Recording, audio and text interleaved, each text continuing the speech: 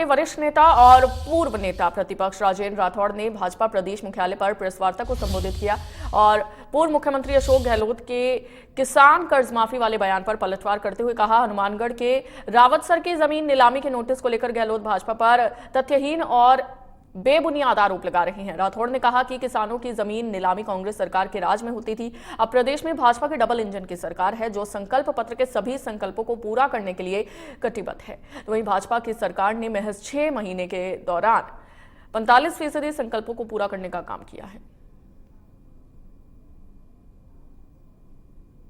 बीच में पूर्व मुख्यमंत्री अशोक जी गहलोत जो कहने के तो इस सूबे में 3 बार मुख्यमंत्री रहे और लोकसभा के चुनाव में उन्हें पूरे हिंदुस्तान 2 लोकसभा में दिखाई दिया। एक लोकसभा उनके पुत्र की जब राजस्थान में चुनाव हो रहे थे।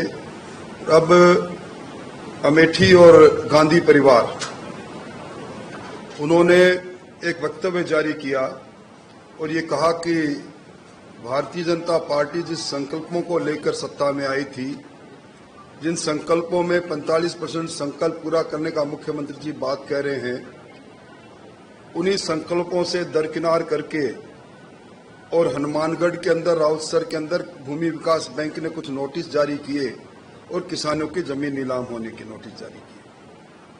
सरकार ने तत्काल इस पर कार्रवाई की और एक और प्रशासनिक आदेश जारी करके इस प्रकार के जितने भी ये आदेश संख्या है क्रमांक 10 सह विविध 2023 दिनांक 20/5/2024, इसमें बकाया कृषि ऋण की वसूली हेतु अग्रिम आदेश तक नीलामी की कार्रवाई स्थगित किए जाने के आदेश जारी किए।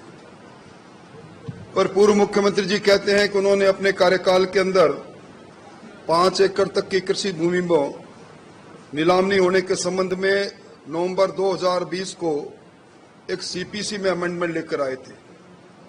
मैंने उस वक्त भी विधानसभा में कहा था, सिविल प्रोसीजर कोड जिसके सेक्शन 60 के अंदर अमेंडमेंट लेकर मुख्यमंत्री जी आप आए हैं, तत्कालीन मुख्यमंत्री जी, ये सेंट्रल एक्ट है और सेंट्रल एक्ट में आप अमेंडमेंट कर रहे हो। निश्चित तौर पर ये राष्ट्रपति महोदय के पास कंसेंट के लिए जाएगा और सेंट्रल एक्ट में संशोधन, सीपीसी में प्रोसीजर कोड में संशोधन पूरे हिंदुस्तान में लागू होता है, इसलिए ये लागू नहीं होगा। आप किसानों को गुमराह करने की कोशिश कर रहे हैं। ये प्रावधान आर्टिकल 254(2) में स्पष्ट लिखा गया है।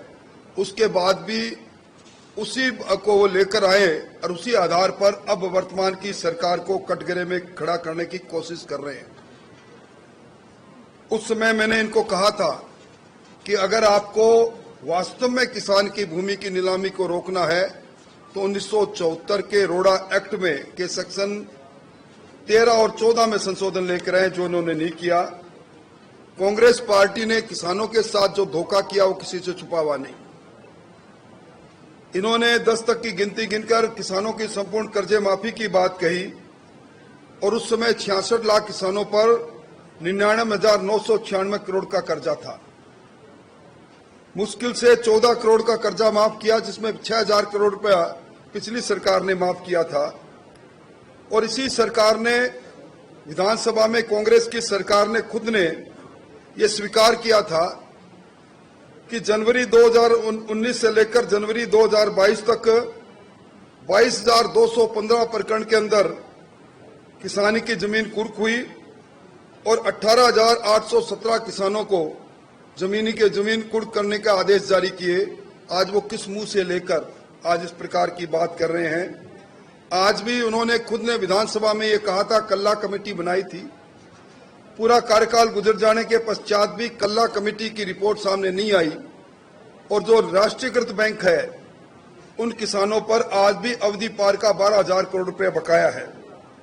मैं ये कह सकता हूं कि गहलोत साहब उस सरकार पर आरोप लगा रहे हैं जो सरकार डबल इंजन की है, जिस सरकार में प्रधानमंत्री जी की अगुवाई के अंदर राजस्थान के अंदर 67 लाख किसानों के खाते में प्रधानमंत्री किसान सम्मान निधि के 19,996 करोड़ रुपए गए हैं। जिस सरकार डबल इंजन की सरकार में की केंद्र सरकार ने 17,000 करोड़ से ज्यादा फसल बीमा योजना का पैसा किसान के खाते में दर्ज किया और जिन्होंने 1914 से पहले जो पूरे कृषि का बजट 24,600 करोड़ रुपए हुआ करता था वो बढ़कर आज 1,25,000 करोड़ हो गया। गहलोत भजनलाल जी की सरकार कटिबद्ध है। हमने आदेश भी जारी कर दिए कि किसानों की जमीन नीलाम नहीं होगी और आगे किस प्रकार इस पर नीतिगत फैसला लिया जाए इसके लिए मुख्यमंत्री जी के स्तर पर संज्ञान में उनके आया है। शीघ्र निर्णय लिया जाएगा। एक कमेटी बनाकर अध्ययन करके इस समस्या का समाधान करने की पूरी